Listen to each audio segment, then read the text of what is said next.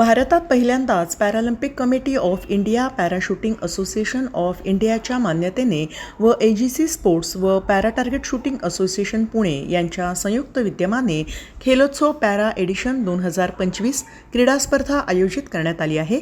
ही स्पर्धा छत्रपती शिवाजी महाराज क्रीडा संकुल, म्हाळुंगे, बालेवाडी येथे 11 ऑगस्ट ते 18 ऑगस्ट 2025 या कालावधीमध्ये पार पडणार आहे, अशी माहिती पद्मश्री व पॅरालिम्पिक स्पर्धेमध्ये पहिले सुवर्णपदक पटकावणारे मुरलीकांत पेटकर, आयोजक आकाश कुंभार आणि आयन्स ग्रुप ऑफ कंपनीचे कार्यकारी अधिकारी मनोहर मुकुंद जगताप, आर्यन्स ग्रुप ऑफ कंपनीचे संचालक अजय मुकुंद जगताप यांनी पत्रकार परिषदेत बोलताना दिली। या परिषदेमध्ये आयोजक रफिक खान, कपिल मिसाळ, विष्णू धोत्रे, किरण लोहार आदी पदाधिकारी व आयन्स ग्रुप ऑफ कंपनीचे अधिकारी उपस्थित होते। मी अजय जगताप, आर्यन्स ग्रुप ऑफ कंपनीतर्फे AGC स्पोर्ट यांच्यातर्फे आम्ही आत्ता म्हाळुंगे येथील छत्रपती शिवाजी क्रीडा संकुलामध्ये 11 ते 18 ऑगस्ट रोजी पॅरालिम्पिक ऑर्गनाईज केलेल्या आहेत। त्या संदर्भातील सर्व माहिती आपल्याला कुंभार सर देतील। आकाश कुंभार, मी खेल उत्सव या स्पर्धेचा चेअरमॅन आहे आणि ह्यामध्ये पहिल्यांदाच AGC स्पोर्ट्स यांच्या आणि आर्यन ग्रुप ऑफ कंपनीज यांच्या पुढाकाराने व Paralympic committee of India, para shooting association of India यांच्या मदतीने आणि यांच्या मान्यतेने 11 ऑगस्ट ते 18 ऑगस्ट या कालावधीत श्री शिवछत्रपती क्रीडा संकुल बालेवाडी येथे खेल उत्सव या स्पर्धेचं आयोजन केलेलं आहे। या आयोजनासाठी सर्व मदत जी आहे ती AGC स्पोर्ट्स आणि आर्यन ग्रुप ऑफ कंपनीजनं केली, त्यांचे खूप खूप आभार। या स्पर्धेमध्ये पॅरा नेमबाजी, पॅरा जलतरण, त्याच्यानंतर पॅरा ॲथलीट्स आणि व्हीलचेअर बास्केटबॉल असे खेळ होणार आहेत। या स्पर्धेचा मुख्य उद्देश म्हणजे 2036 जे ऑलिम्पिक भारतात होऊ शकतं त्या दृष्टीने एक महत्त्वाचं पाऊल आहे। त्यामध्ये जसं आमचे सर आहेत मुरलीकांत पेटकर सर, त्यांचं जे स्वप्न आहे 50 मेडलचं ते पूर्ण होण्याच्या उद्देशानं या स्पर्धेपासून एक पुढे पाऊल पडत आहे। या स्पर्धेमधनं नुसती स्पर्धा होत नाही आहे, या स्पर्धेतून पॅरा नेमबाजी संघाच्या भारतीय संघाची पॅरा नेमबाजी भारतीय संघाची निवड होईल।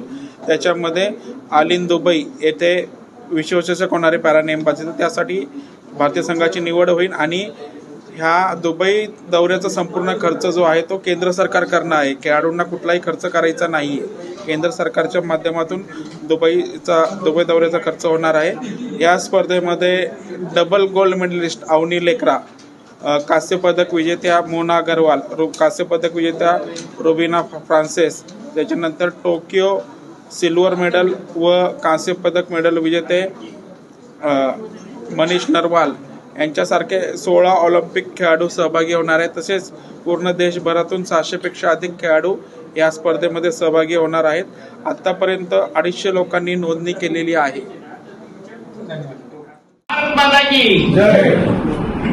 आज या प्रसिद्धीसाठी मला इथे बोलवल्याबद्दल मी कंपनी सर्व पत्रकार आणि स्पेशली पॅरा ऑलिम्पिक स्विमिंगचे अध्यक्ष राजाराम घाट जी इथं उपस्थित आहेत। म्हणजे आमची जी कमिटी आहे आतापर्यंत जे स्पोर्ट्स चालू आताच नाही 1968 पासून जे पॅरालिम्पिक्स गेम्स चालतात हे गेम्स चालू हँडिकॅप जे स्पोर्ट चालू केले ते विजय मार्चे यांनी सगळ्यात पहिल्यांदा भारतात स्पोर्ट्स चालू केले। तेव्हापासून राजाराम घाट छोटासा मुलगा असताना तेव्हापासून मी त्यांच्या ह्याच्यामध्ये होते आणि भारतामध्ये मी ऑलिम्पिकला वर्ल्ड रेकॉर्ड सगळं करून सगळे हे केले। तर मला चॅलेंज करणार इंटरनॅशनल मध्ये नाही पण भारतामध्ये एकतर भाग म्हणून आहे। म्हणजे आतापर्यंत बरंच एवढी लाईफ मध्ये जोर लावून नाही केलं की पेटकरला एकदा हरवायचं, पण ते काही जमलं नाही। पण कुठल्या त्यांना पण आता महाराष्ट्र गव्हर्नमेंटनी शिवछत्रपती अवॉर्ड दिलेले आहे।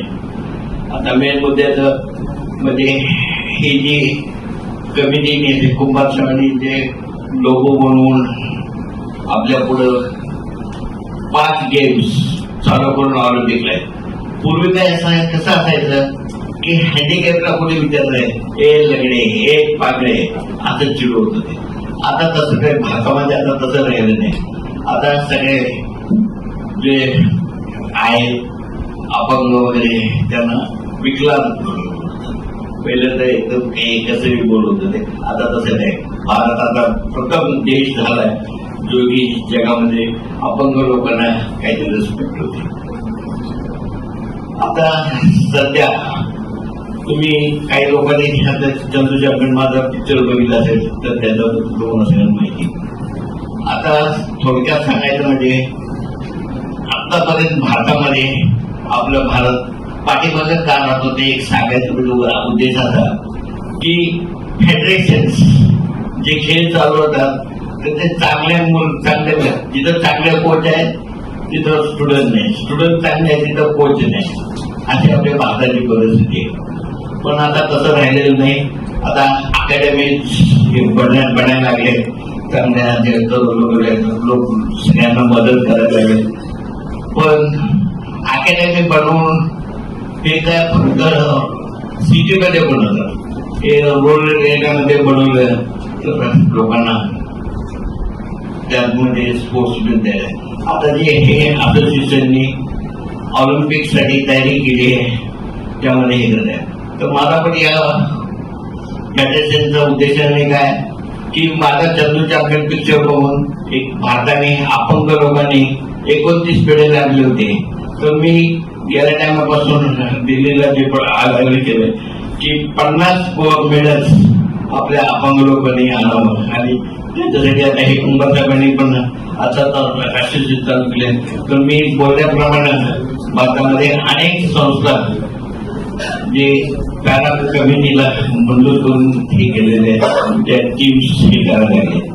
आणि माझा जास्त उद्देश हे की भारताला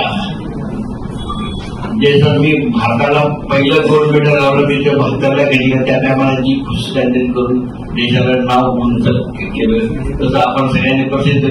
आता हे जे मेडल लावून त्याच्यासाठी येतो की लोकांनी हे मेडल्स बघावे. आता यात एवढे प्रसिद्ध आहे, पद्मश्री किती लोकांनी यात बघितले, ऑलिम्पिकचं गोल्ड कोणी बघितले, पेशवे अवॉर्ड बघितले. तर माझ्याकडे इतके पदक आहेत की ते ज्याला मी आता घरी एक छोटस म्युझियम बनवलंय. तर आपण सर्वांनी कधी बी ऑलिम्पिकचं गोल्ड मेडल जसं गोल्ड मेडल